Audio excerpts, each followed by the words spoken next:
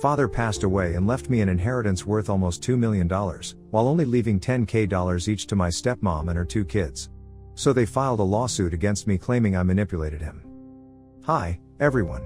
I, 28F, recently lost my father to leukemia. He had been suffering for the past 4 years, and a couple of weeks ago, he finally passed away, leaving me without any parents. My mom passed away when I was 7 years old.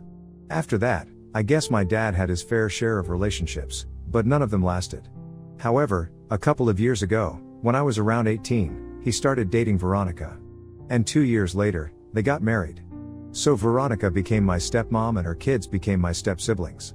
She has 2 kids, Jared is 21 years old and Sarah is 18 years old. I'm not very close with any of them because when Veronica started dating my dad, I was already 18 and I was staying away from home for college. Whenever I would come home, they never made an effort to get along with me, and neither did I care much. After I graduated, I moved to another state for work, and so, Veronica, Jared, and Sarah, I never really considered them family, and I could tell that the feelings were mutual. We were cordial with each other, that's all. Anyway, after my dad was diagnosed, I decided to move back closer to home so I could visit him as frequently as possible. I would visit home every weekend, but I noticed that whenever I was there, Veronica and her kids made it a point to steer clear of me as if I was contaminated or something and were quite hostile, so I knew that they did not approve of me. But I didn't care though, I was just coming over for my dad, not them. Anyway, this went on for a couple of years, and in his last stages, I had pretty much moved in with them for the past few months because I wanted to be beside my dad. And they seemed to be quite unhappy about it, so whatever is happening right now, in a way, I saw it coming right then. Now, coming to what happened after my dad passed away. I organized the funeral and everything, they did not help me at all and hardly even spoke to me. Then, a couple of weeks after the funeral, my dad's lawyer reached out to me and told me that he had left everything to me. And it was a pretty huge inheritance, worth almost $2 million. It includes my dad's own assets and bank balance, whatever my mother had left me and whatever my grandparents had left me as well. All of it together came up to almost $2 million, so it was a huge deal, and I was quite happy about it, but I didn't understand how he had left everything to me. I asked his lawyer about what had been left to Veronica and her kids, and I was told that to all 3 of them, he had left only $10,000 each.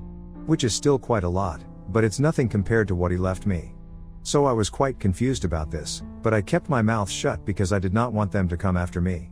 But it didn't matter, because a couple of days ago, they decided to file a lawsuit against me because they believed that I had somehow manipulated my father into leaving everything to me and brainwashed him against them, which is why he did something like this. When I was served, it came with a huge shock to me because I had no idea how they even found out that I had received everything. But apparently, they had been very upset when they received only that measly amount of money and nothing else, so they demanded to go through the will themselves, and that's how they found out. Within a few days, they had spoken to a lawyer and arranged to file a lawsuit against me. Now it's up to me whether I want to fight them over this or if I want to split it with them equally, but I think I'm gonna go in for the fight. I spoke to my dad's lawyer, and he told me something that I didn't know, which explains everything, why they had been so hostile towards me, and why my dad had not left him anything. Apparently, the original plan had been to split his bank balance and his assets between the 3 of us, and whatever my mother and grandparents had left me, would come to me. He had discussed this with Veronica about a year ago, and it should have been fair enough, but she wanted the inheritance that my mom and my grandparents had left me to be split amongst herself and her kids as well, even though they were not entitled to it. That led to a huge fight between them, and apparently, since my father was running out of time, and knew that he was going to pass away by the end of the year, he decided to change the will and leave everything to me because clearly, Veronica and her kids were only after his money. But he pretended as if he had done what Veronica had asked, and she didn't bring it up again. However, deep down, my father knew that right from the beginning, especially after she got married to him, she had been all about his money and nothing else. Because apparently, it was not just the money, but it was also the fact that all 3 of them, Veronica and her kids, regularly spent time with her ex-husband, Jared, and Sarah's biological father. There were signs, but he had ignored them so far, which he couldn't do any more, so after the fight about the inheritance, my dad decided to set a private detective after the 3 of them, and that's how they were found out. So basically, in the last few months of his life, he knew everything, but he didn't let it on. I have to say, he played it pretty well, I'm actually impressed. Anyway, earlier, I had been feeling bad about them, not receiving anything, so I was planning on splitting with them, but now, I think I'm gonna fight because I don't think they have any chance of winning. My dad's lawyer has made that very clear. Besides, the cards are stacked against them, And after what they did with my dad, I think it's important for them to be taught a lesson. I even sent them an email last night, telling them that my dad knew everything and that they are going to pay for what they did because I'm gonna make them. And they responded to it this morning, saying that they were aware of whatever they had done and that was their thing to deal with, but I just needed to be reminded that it was not just me who had lost somebody, but they had also lost my dad, so it was not the right time to be acting like this and being so petty and vengeful. And I don't know, that kind of threw me off. So do you guys think that fighting them would be the right thing to do? Or should I just split it? Ida for wanting to fight the lawsuit that my stepmom and step-siblings filed against me over the inheritance that my dad left for me? Edit. So I'm really sorry, I just realized that I forgot to mention a lot of important details. First of all, I would like to explain why exactly it was a bad thing that Veronica and her kids regularly spent time with her ex-husband. It was not because my dad was insecure or anything, but it was just that Veronica, when she had first started dating my father, had told him that she had absolutely no ties with her ex-husband because apparently, he had been a terrible person. She said that he had been a cheater and had abandoned his family, and she didn't even get any sort of alimony or child support from him because, in family court, he had made it sound like she was the one who was terrible to him and somehow got rid of his kids without having to support them. He was very cunning, and apparently, Veronica and her kids hated him and wanted nothing to do with him. So that was the story that my father knew, but clearly, that was not the case if they were hanging out with him on a regular basis and looked quite happy and at ease. At least that's what the photos say, the ones that the private detective clicked of them in restaurants. Who knows, she might even have been cheating on him, and I personally think that that was the case. Besides, a huge part of the reason why my dad started to think that she was after his money was because when she first met him, she made herself look like a poor little employee in some small company who barely made enough money to make ends meet and had 2 kids to support and a deadbeat husband. That was her story, that was the picture she painted, and so, when she started dating him, he made sure that she didn't have anything to worry about, at least financially, and she was quite happy taking money from him. He didn't think much of it, he just thought that she was happy that he was serious about her and wanted to help her out. During the year that they were together, she never let that act drop. She always pretended like my dad had rescued her and put up that whole damsel in distress act when all along, she and her ex had probably reconnected along the way and they were just scamming my father. He realized it a little too late, but at least he knew and did what needed to be done at that point. Now, coming to the inheritance, my mom passed away from aplastic anemia when I was 7, so she knew that she was slowly dying, and as for my grandparents, they passed away of old age a couple of years ago. My parents had a joint will agreement of sorts, and afterward, my grandparents also named me their beneficiary, but the terms and conditions remain the same, that I would be receiving everything not when I was 18 but when my dad passed away. My dad had started doing well for himself, and it was going to be a considerable amount of money. So they didn't want me to be spoiled or anything, which is why it was decided that I would only be receiving my entire inheritance after there was no surviving member of my family left, which happened to be my dad. They had assumed that my dad would lead a long and healthy life, but unfortunately, that's not what happened, and I'm now going to receive $2 million as a 25-year-old. But honestly, I just wish I could have my dad back over the money. I know that that's not how it works though, so I guess I'm just gonna have to deal with it. Anyway, currently, my biggest problem is Veronica and her kids, and I still have no idea what I'm gonna do about the lawsuit. My dad's lawyer has been advising me that I should go ahead and fight because I have nothing to be scared of. The cards are stacked against them already and they are fighting a losing battle. This is why they are trying to get under my skin and play with my head by writing that email, so I'll feel bad and they can capitalize on my doubt. Basically, they want to take advantage of the fact that I'm not as unfeeling as them, but I don't know, I honestly still feel weird about this whole thing right now. Update 1. Hey, so it's been a week since my last post here and I've decided that I'm gonna try and give them a chance to back out of this themselves. Because I've spoken to my lawyer, and he has pretty much told me that there's no way they're going to get anything out of it, it's only going to lead them into more losses. And honestly, it's going to be a major waste of time for me as well, so I figured that I would just speak to them, let them know what their chances of winning were, which was basically 0, and tell them to back off because that's what's good for them. I wanted to speak to them without the lawyers first, so I called Veronica and had her put me on speakerphone so I could address all of them at once. I told them that anybody in their right mind would know that they really don't have a chance of winning this right now, so the best that they can do is just be content with whatever they have received, and even if it's just $10,000 each, it's still $30,000 together. Besides that, they're fully capable of making a future for themselves, so I would suggest that they focus on making their own way instead of relying on an inheritance that they are not even entitled to. I also told them that trying to emotionally manipulate me was not going to work because I knew exactly what they were trying to do, and while my father had been kind enough to overlook all of that in the past, I didn't care much about them and I don't even like them. So they were really trying to pick a fight with the wrong person because I was not going to take pity on them once this commenced. In all honesty, that's actually what I had wanted to say to them. Because once I figured out that they were trying to manipulate me, which was really not that hard to do, I knew that all along, I was just trying to see the best in people, but clearly some people don't deserve that. Anyway, that's beside the point. I just wanted to let them know that this was not going to work on me, and I wanted an outlet for how frustrated I was with all of them. I didn't need this lawsuit wasting my time right now, because I don't know about them, but I am grieving and I already have a lot on my plate as it is. This was completely unnecessary, but whatever, I just wanted them to have a chance to quit while they were ahead.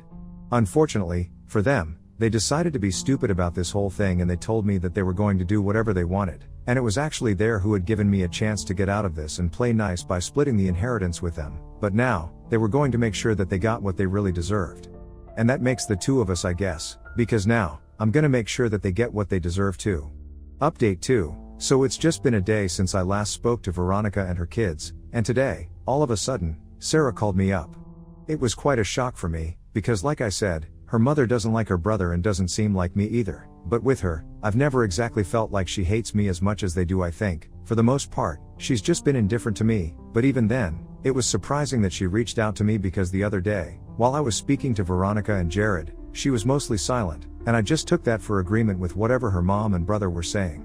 But today, she reached out to me and when I didn't answer her phone call the first couple of times, she texted me saying that she really wanted to talk to me and that it was urgent. So I finally ended up picking up the phone, and she started telling me that she was really sorry about everything that Veronica and Jared were doing, because I didn't deserve it and she had always been against them, but then, they were her family, so she had to keep her mouth shut because her own lifestyle also depended on them, so she couldn't out them even if she didn't agree about what they were doing.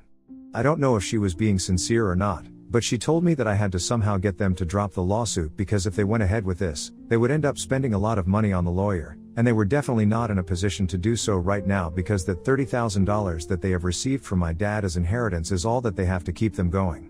Apart from that, Veronica never bothered to work or save in the past many years, so she has very little money, and Jared is still in between jobs, which is just code for unemployment, which has been going on for the past many years and will continue to the future as well because he never went to college, didn't want to bother himself with it and could never bring himself to stick to one job for longer than 3 to 4 months. Sarah herself has just turned 18, so it's not like she can do anything about it, and she really wants to go to college, so she practically begged me to talk to Veronica and Jared again and get them to back off because otherwise, she's pretty sure that they will end up blowing through the money and lose whatever they have right now as well. Personally, I found it very weird that she was calling me to help her out, especially with regards to this. And also, I found it quite unbelievable that after spending so many years with my dad, including the period where they were taken, Veronica had still not managed to save any money. So Sarah clarified that for me, and she told me that she did have a lot of things, like luxury bags, clothes and makeup and all that. So if she wanted to, she could easily live off of the money that she made from selling her bags and shoes, and clothes, even if she sold them for cheap. And not to mention her jewelry, she could sell that too, and they would be sorted. I have to agree with that. I've never seen her wearing anything that's not from a luxury brand, so I'm guessing that's why she was not able to save. But the problem is that Sarah knows for a fact that her mother will never sell any of this because that's gonna make her look poor or maybe look average. That's something that she can't accept. And apparently, it's not going to be a problem for her, because she can just move into her ex-husband's house and stay with him. In fact, that's what their plan is, since they're gonna have to vacate the house by the end of the month. So apparently, Veronica is planning to move into her ex-husband's house with her kids. Sarah explained that the two of them reconnected about 2 years back, and last year, she got the kids involved as well, and she didn't want to betray my father, but she also wanted to build a relationship with her dad as well. So she ended up going with her mom's plan and stayed silent, once again, allowing everything to happen without interference. It really made me very upset because it just all seemed very spineless and cowardly on her part. Anyway, like I said, Veronica had been cheating on my dad with her ex-husband for the past 2 years, and Sarah had admitted that herself. Even if she didn't say it, we had the photos to prove it. But whatever, I just don't understand why Sarah would expect me to help her out, because when it came down to it, she had never helped me or my father. She let things happen, self-admittedly, just because it was convenient for her and never spared a thought about what the consequences of all that would be. Well, now, she and her family are going to have to face the consequences, and I told her that the most that I could do for her was give her my sympathies, but I was not going to interfere. She, her mom, and her brother, all three of them had used my father, cheated on him, betrayed him, and whatnot, so it was ridiculous of her to call me up and expect me to do what was good for them. I couldn't care less about whether we went ahead with the lawsuit or not, because the most that this was going to do for me was waste my time a bit, but for them, it was going to affect everything to do with their future. So naturally, the stakes were much higher for them than it was for me. But ultimately, it was their choice, whether they wanted to see it through or not.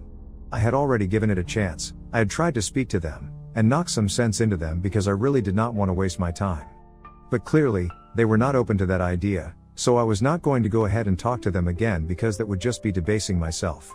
And I made it very clear to Sarah, but she didn't give up. She kept telling me that she was really sorry about everything that had gone wrong. She was sorry about hiding things, but she really needed my help because she didn't know who else she could turn to. She had tried to convince Veronica and Jared, but they were pretty confident that they were going to get through this. There was no telling them the truth. They were so much in denial that they could not see the facts in front of them. If I'm being honest, after a while, I did start feeling bad for her, because I could tell that she was really panicking about what she was going to do.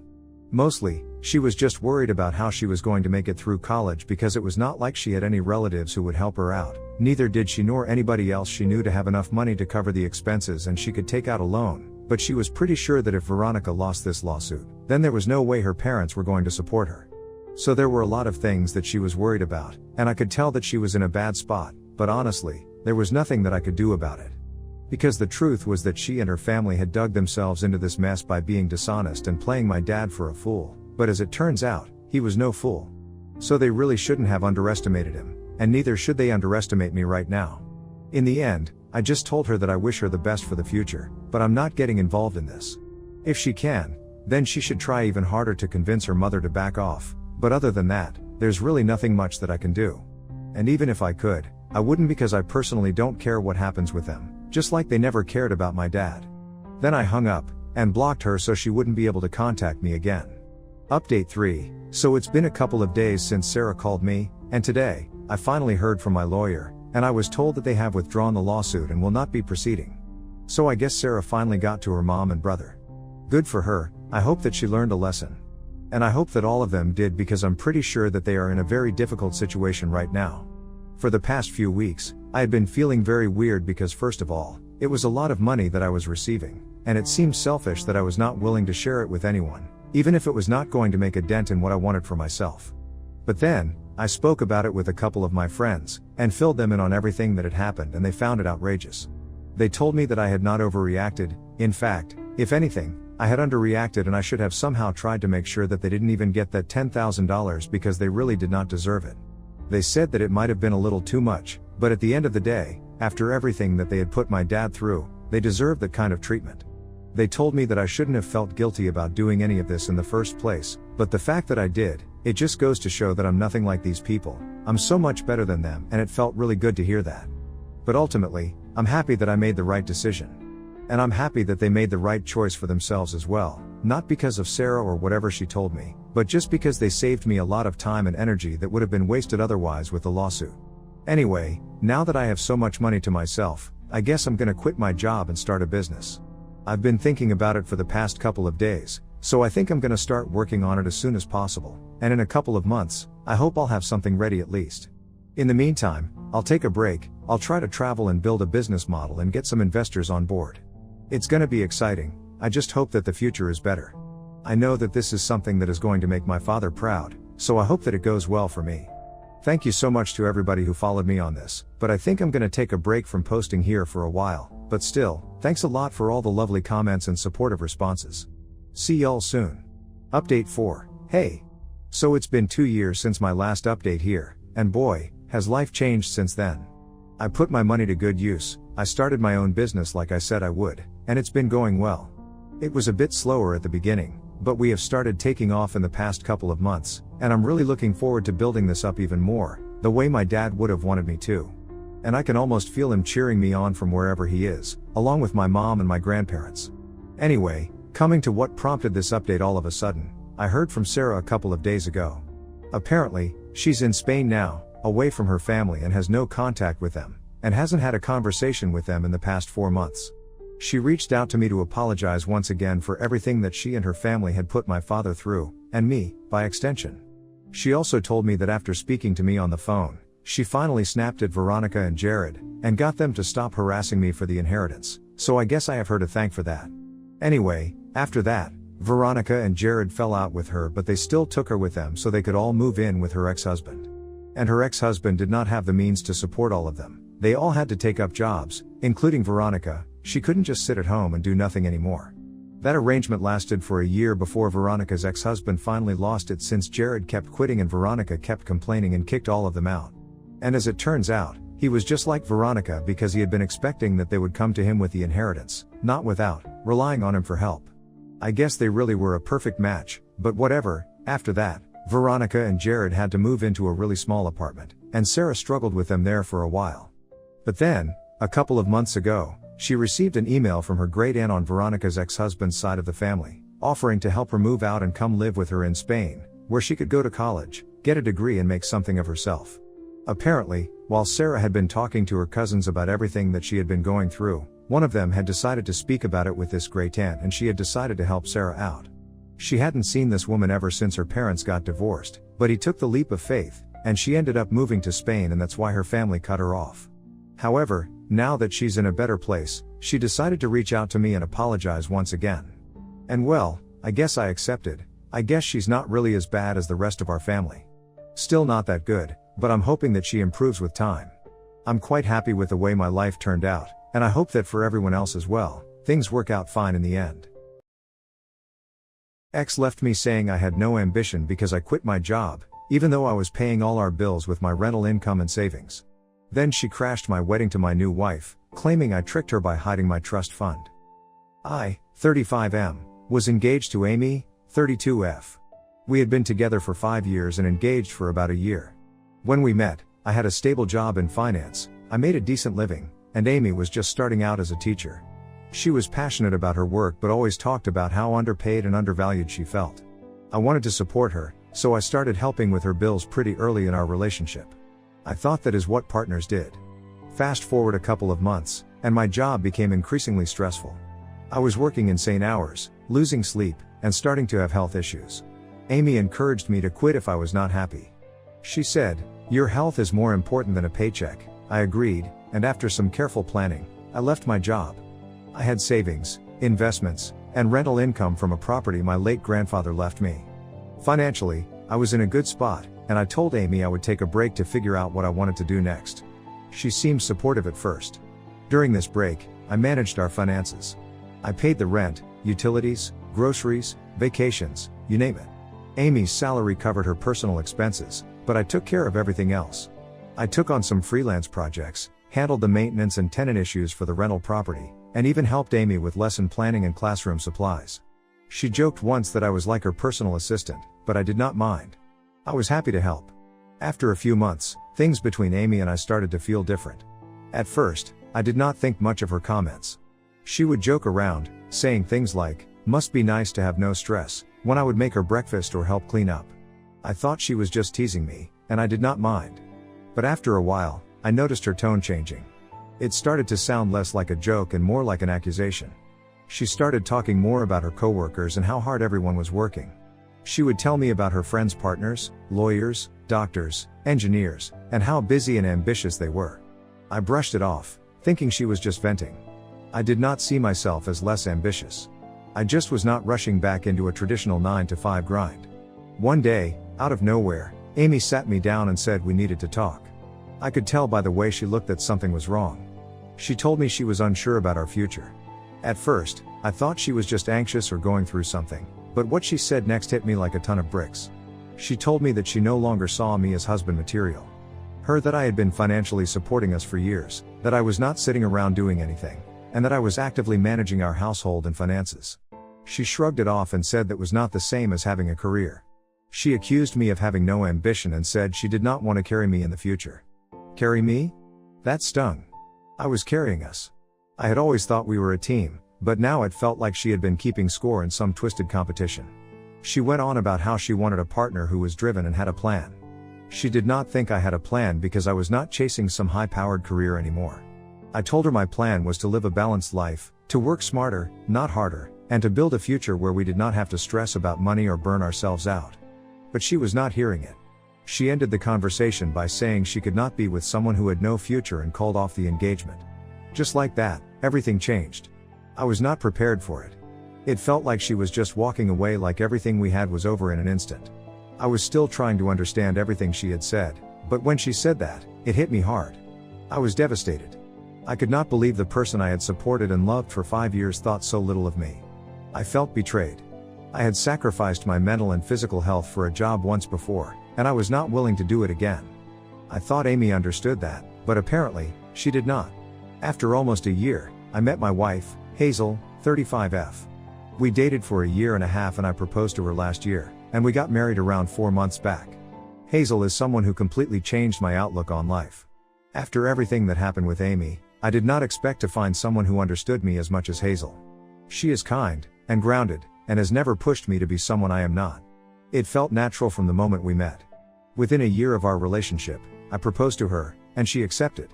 So this is what happened. I was at my wedding. Everything was perfect. Everything was exactly how we wanted it to be. Hazel looked stunning, and I could not believe how lucky I was to have met someone so amazing, kind, and genuine. The ceremony was beautiful, and we had just started the reception. Guests were having fun, dancing, drinking, and chatting. Hazel and I were taking photos with friends and family when I noticed a bit of commotion near the entrance. At first, I thought it was someone arriving late, but then I saw her. Amy. My ex-fiancée.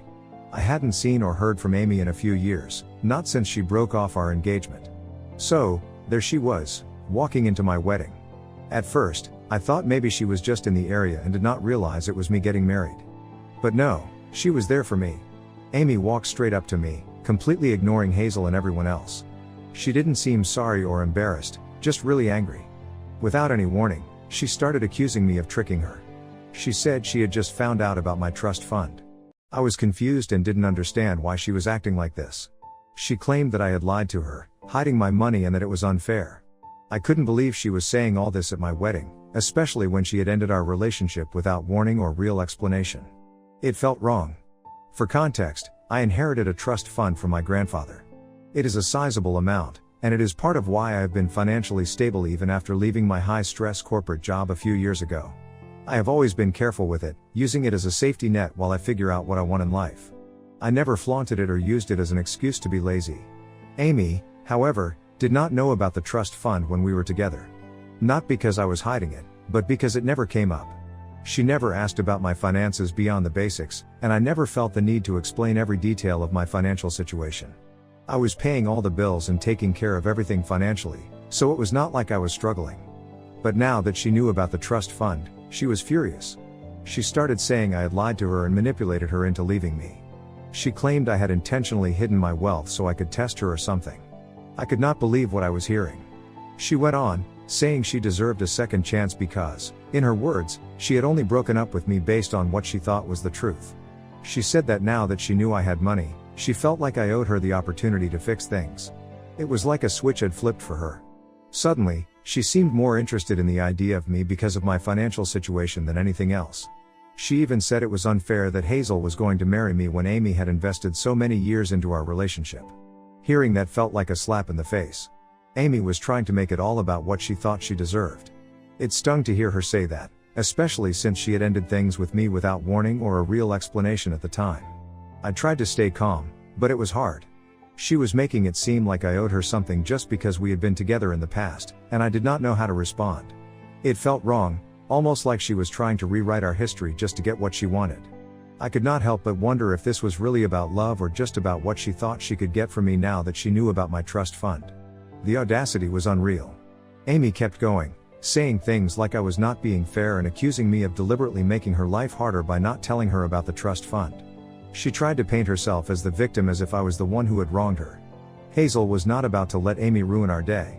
She stepped up and told her off in front of everyone. Hazel said it was rude and desperate to show up at someone's wedding uninvited, especially to demand a second chance. She made it clear that Amy had no one to blame but herself for walking away.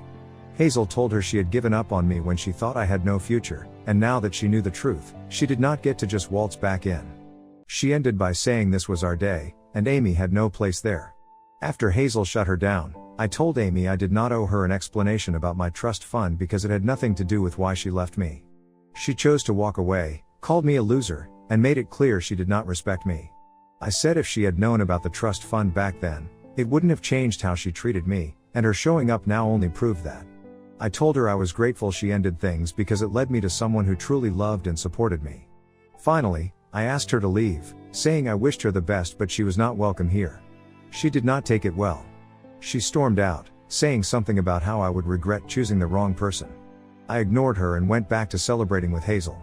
The entire thing was absurd. On one hand, I was furious that she had attempted to ruin my wedding. However, I could not help but feel sorry for her. She had made her decision when she called me a loser and said I was not good enough for her. Now she was trying to go back because she had realized she was wrong, but it was too late. After everything settled down, Hazel and I laughed about it. It felt like the universe's way of reminding me that I dodged a bullet. I can't imagine spending my life with someone who values money over love, or who thinks they can just walk back into my life after tearing me down. So, here's my question, Ida, for not telling Amy about my trust fund when we were together? I feel like it was none of her business. Update 1, Amy hasn't stopped reaching out to me since the wedding. I thought after Hazel called her out, and we kicked her out of the wedding, she would get the message and stop. But no, she's found a way around it. Instead of contacting me directly, she's going through my family and friends. Every time I think it is over, she finds a way to keep coming back into my life. It is especially hard because she was so close to my mother when we were together. They used to talk frequently and spend a lot of time together. My mother was genuinely fond of Amy, so the end of our relationship was a huge shock to her. Amy was not a part of our lives anymore, and my mother felt like she had lost a close friend. I can tell it is difficult for my mother to simply shut Amy out, even though I have made it clear that I don't want anything to do with her anymore. Amy is aware of this, and she is now using it to her advantage. She kept calling my mom, reminding her of how close they were. It is always the same thing. Amy says things like, "We were so close, don't you miss me? And you should help me out." She's trying to use that bond they had to get my mom to help her contact me. Amy doesn't seem to respect my decision to move on, and she doesn't understand that I don't want her in my life anymore.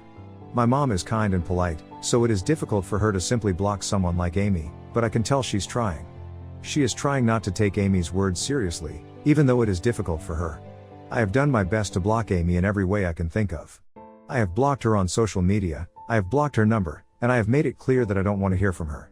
But somehow, she's still finding ways to reach out. Now she's going through my friends and relatives.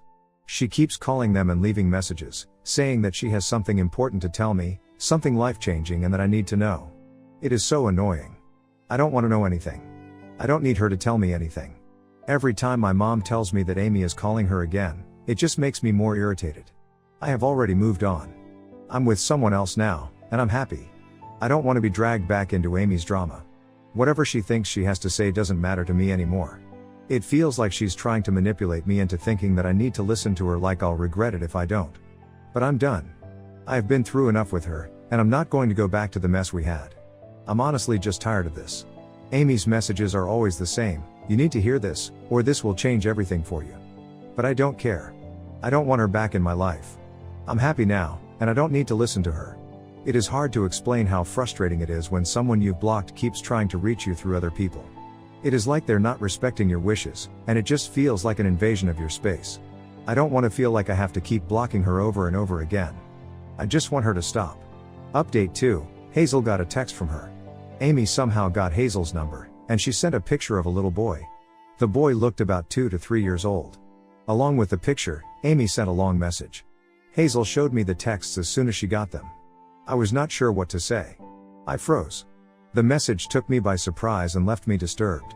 She said the boy was my child and that she had found out she was pregnant before we broke up. She wrote that she never told me because she didn't believe I'd be capable of being a father. At the time, I wasn't working a regular job, and she assumed I wouldn't be able to provide for a child. She made the decision to raise Joe on her own, without even giving me the chance to be involved. Now, years later, Amy says she wants me to know about Joe because she believes I deserve to be a part of his life. It's hard for me to process. I've always wanted children, but I never had the chance to be part of Joe's life until now. I feel confused and angry because Amy made such a big decision without consulting me. I never had a say in this. She acted like I wasn't capable of being a father, and now, out of the blue, she says I deserve to be part of his life. It's overwhelming, and I don't know how to feel. It's like she's trying to rewrite history and shift the blame onto me. I decided to call Amy right away. I asked her what this was all about. She told me we needed to meet in person. She said she wanted to bring the boy with her and explain everything. She did not sound angry or emotional, just calm, like she thought this was the right thing to do. Now I'm stuck. I don't know how to feel. A part of me thinks Amy is trying to get money from me. Ever since she found out about my trust fund, it feels like she's been looking for ways to involve herself in my life. First, she showed up at my wedding. Now, she's claiming I have a son. It is hard to trust her after everything she's done. But there's another part of me that keeps looking at the picture of the boy. What if he really is my child? What if Amy is telling the truth? If he is my son, I can't ignore him. He did not choose this situation, and he deserves to know his father. But how could I be sure? What if this is just another way for Amy to pull me into more drama? Hazel told me this was my decision, and she would support me no matter what I chose. That means a lot to me, but it doesn't make the choice any easier. I keep going back and forth in my head. If I meet Amy and the boy, I might be walking into a trap. Amy might have some ulterior motive. Maybe she just wants money, or maybe she's trying to mess with my life now that I'm happy with Hazel. On the other hand, if I don't meet them, I might be ignoring something really important. If the boy is my son, I don't want to let him down. I don't want him to grow up thinking his father did not care about him. This whole situation feels like a mess. I don't know how to untangle it. I keep thinking about the boy and what's best for him. If he's my son, he deserves to know me. But if he's not, I don't want to get dragged into something unnecessary. I'm completely torn. On one hand, I feel like I should meet Amy and the boy to find out the truth. On the other hand, I don't trust Amy, and I don't want to open myself up to more manipulation. I need some advice. Should I meet Amy and the boy to figure this out? Or should I protect myself and stay away from her games? What would you do if you were in my shoes? Update 3. After much back and forth, I decided to meet Amy and the boy. I felt that it was the right thing to do, but I did not feel ready for it. My only condition was that Hazel accompany me. I could not do this alone, and Hazel was there for me throughout. When I told Amy that Hazel would be joining us, she straight away agreed, which surprised me. We met at a park near Amy's place. When I first saw the boy, I could not help but feel a rush of emotions. I hadn't prepared for this moment at all, but there he was, standing in front of me, looking like someone I could relate to. It was all overwhelming. He was sweet and polite, but I could not shake the uncertainty. There was a lot going on in my mind, and I had to stay focused. Hazel was the first to point out the boy's resemblance to me. She told me he had green eyes like mine, and brown hair, too. She also mentioned that his smile looked just like mine. She did not say much else, but I could tell she was thinking about the same things I was. Was this really my son? The physical similarities made it hard to ignore, but I could not make any decisions based only on looks. Amy started telling me why she had reached out. She made it clear she wasn't asking for anything, no money, no favors, nothing for herself. She said the reason she contacted me was because she wanted me to be involved in raising the boy. She explained that for a long time, she didn't think I'd be able to handle fatherhood. Back when we were together, she was worried about my job situation and how I wasn't working a traditional 9-to-5 job. She didn't think I was ready for the responsibility of a child, especially since I wasn't in a stable career. So, she made the decision to raise the child on her own, thinking it was the best thing to do. But now, she said, after all this time, she thought it was important for me to know about the boy and be part of his life. It was a lot to take in. I had no idea about any of this, and now she was asking me to suddenly step in and be a father. I was confused and overwhelmed. I didn't know how to process everything she had just told me. It felt like my whole life was changing in an instant. Amy went on to explain that she used to make snarky comments about me not having a steady job. She said that she regretted it and that she now realized it was not fair to judge me for it. But she also said that, back then, she did not think I could take care of a child, so she left and decided to raise him alone. She believed it was better for the boy, but in hindsight, she regretted not telling me about him sooner. To me, though, this reasoning did not make much sense. If she really thought I could not provide, why did she not talk to me about it? Why did she not let me know she was pregnant so I could figure something out? It seemed like a huge decision to make on her own, without consulting me. I did not want to jump to conclusions, but something about her explanation did not sit well with me. I told Amy that I wanted to be a part of the boy's life, but before I could fully commit, I needed to be sure. I told her I would need a paternity test to confirm if he was really my son. I was not about to start co-parenting or getting involved in his life without knowing for sure. Amy agreed without hesitation. She said she was open to the idea and that she would arrange for the test. We ended the meeting on a note of agreement. I was willing to take the next step, but the paternity test was a necessary part of it. It was the only way I could move forward with any certainty. I did not want to make any promises or take any actions without being sure that this boy was my son. When Hazel and I left the park, we did not say much at first. We were both taking in what just happened. I could tell she was still feeling uneasy about everything. She did not trust Amy completely, and I understood why. Amy's behavior in the past gave her no reason to believe that this situation was genuine. Hazel was supportive, but she was also careful, and I appreciated her point of view. We talked more later that night. Hazel asked if I really thought the boy was mine. I did not know. It was hard to say for sure, but the resemblance was uncanny. I kept thinking about the possibility that the boy might be my son. But I also could not ignore the fact that Amy had kept this from me for so long. I did not know her intentions or if she was being truthful. It was all confusing, and I was not sure how to feel. For now, we're waiting for the paternity test results. I have been thinking about this constantly, wondering what the right thing to do is.